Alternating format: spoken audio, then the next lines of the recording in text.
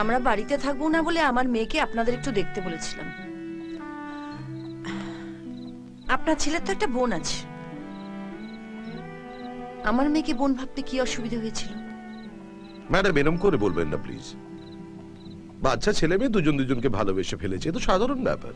আমি আজ জেনেছি যে আপনার মেয়েই আমার ছেলেকে বদলে দিয়েছে, নিজের দায়িত্ব সম্পর্কে সচেতন করেছে। গত 6 মাসে অনেক বদলে গেছে।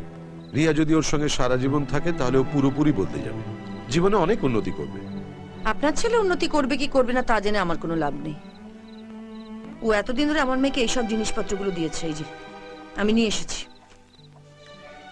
আপনি চাইলে মিলিয়ে দেখতে পারেন। আমার মেয়েও আপনার ছেলেকে অনেক গিফট করেছে, সেগুলো আমি এখন ফেরত চাই। দেখুন আর কিছুদিন পরে রিয়ার সাথে রাজীবের বিয়ে। রাজীব যদি এসব... কে রাজীব? সালোর মাকে